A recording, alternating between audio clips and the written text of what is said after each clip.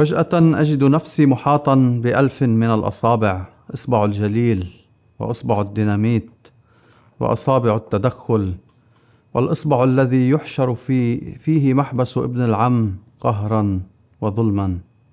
يا أحبتي الفقهاء، هذا الأحمر على أصابع حبيبتي هو الدم المزيف الوحيد في تاريخنا، الذي كلما فتحتم صفحاته تطايرت قطراته في وجوهكم. وأما الأسود فبيت لسلحفاة وليل ينام فيه حبيبها فقط. لكن الغريب أن كل الأصابع الآنفة الذكر تبتهل إلى الله وتقبل منها الصلاة، لأن كتاب الفقه من 1000 عام مشغول بأصابع حبيبتي والسلام.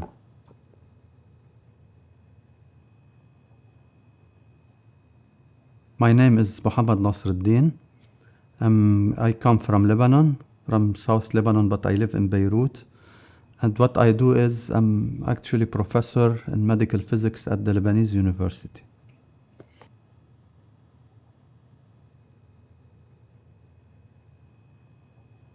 The best thing, it's becoming from this elite protecting Lebanon. The elite that is preserving the enlightened face of Lebanon. Beirut was the laboratory of Arab modernity. The bannered book of the Arabic world were printed in Beirut. Beirut, by its magazines, by its theaters, by its newspaper. You feel when you are a writer that you belong to this movement of modernity and of enlightenment. This is the beautiful thing. We are protecting the beautiful face of Beirut from the ugly practices of politicians, of the corrupted politicians in Lebanon. And the worst thing, maybe you have to do a second and a third job to live as an author or as a poet. And this annoying question when you say, I'm a poet or a writer, and what is your second job?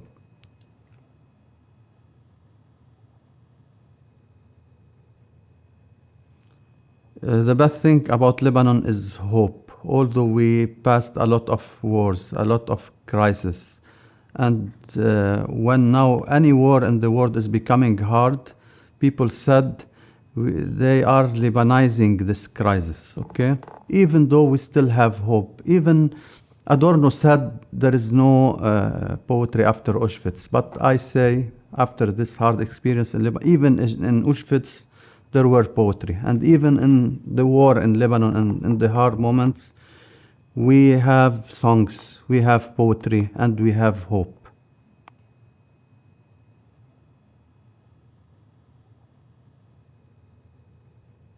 I am deeply in physics, and especially in medical physics. I think there is a common territory between philosophy, physics, and poetry. I enjoy this common area, this common space, because the same questions arise. In physics, usually we are asking how. And in poetry, we are asking the same. We are asking why also. Why and how. These are the questions of religion, of philosophy. And I think the poetry is giving the most elegant answers for these questions.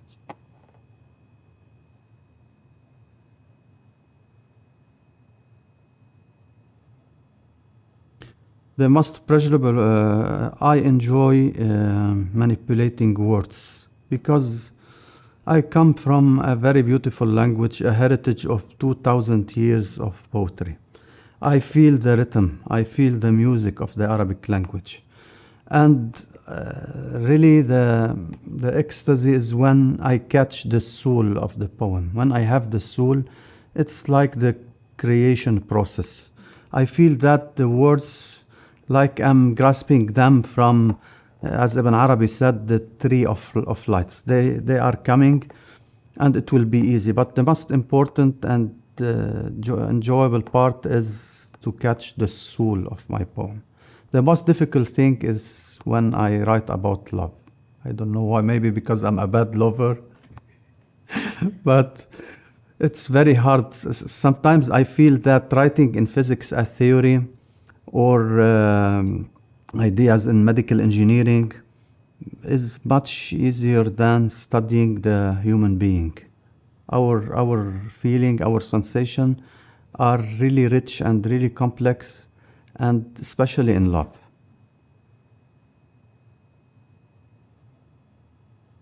Of course, he or she does. Before, I was enjoying the theories that art is for art, but I think in the Arabic world, especially, we have public duties as writers and poets. We have a lot of battles, and we struggle for the rights of women in the Arabic world. We are struggling against the occupation, the foreign occupation, against the fanatism.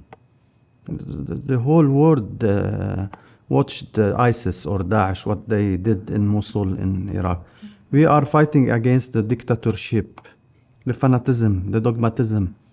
I remember a title of Sarkun Boulos, one of the wonderful poets, defining the poet. He is the lantern holder in the night of wolves. Okay? So if we follow this title, we are holding this lantern. So we have to do that. But for me, in person, I don't write direct political piece. I have to send this message in an artistic way also. We have to preserve the elegance of the language because we are poets. That's why we should not fall in the dogmatic and the other type of propaganda. But of course, we have a public duty.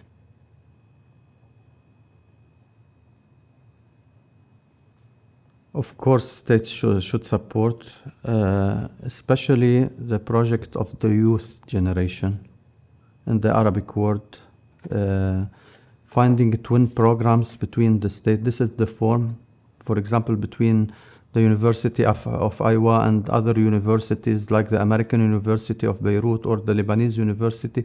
The youth generation now is asking the right questions. I think they need support.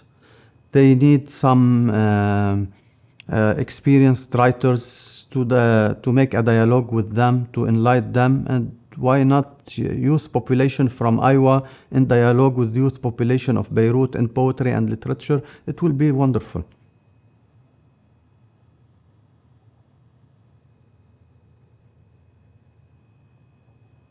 The first one is the revealed opening in Mecca of Ibn Arabi. This is a very Al-Futuhat al-Makkiyya in Arabic. It's translated in English I think in book 7 and 8 of it, and I hope a day to see the whole book translated. Ibn Arabi make something new in the imagination, in the role of imagination in poetry. It was the Sufi attempt to reconciliate the religion and the prophecy with poetry, poet and prophet. The two way merge in this book of Ibn Arabi. Because most of the theories before was standing on Platon, on the Platonic view of poetry, where the reason is present and defining the poetry as imitation and imitation of the imitation. Ibn Arabi come and he give the poet the power of creation. He's competing God, because when you put two words and you make this mixture between them and synergize the language, you are doing like God. You are creating something very new. This is the first book, Futuhat al-Makkiyya. The other, it's a modern book, Conversations with My Father Adonis, for Ninar Esbert, the daughter of Adonis. Adonis, one of the founder of Arab modernity. In this book, between the daughter and the father, Ninar is asking very deep questions about the sexuality in the Arab world, about the modernity, about the Shar magazine, the magazine that shaped Beirut in the 50s and the 60s, and where most of the Arabic poets are writing in, and it was inspired by an experience in state. Yusuf al-Khal, who founded Shar, was in the United States and took his experience in the States to Beirut. And Suzanne Bernard, when she translated the book about the prose poetry, the two current merged together with the whole river of Arabic poetry, and that's how the magazine Sha'ar was born. So Ninar is asking the daughter of Adonis about all these interesting issues.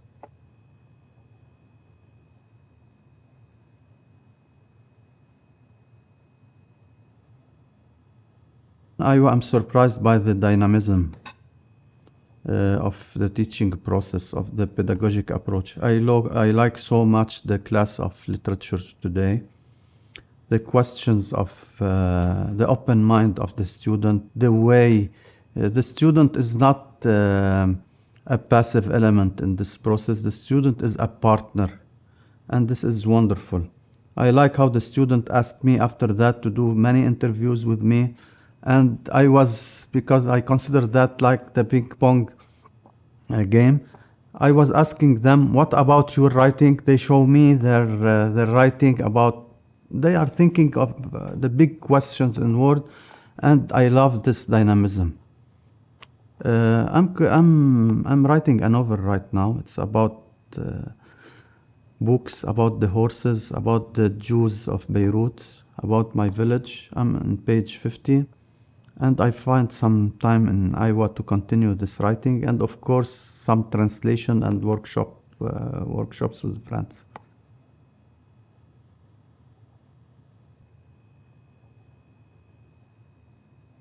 Really thank the IWP, Chris, Natasha, Shelley, you, and all the nice people here. It was a great opportunity, and I can say that from now I can divide my life before IWP and after WP. Thank you very much.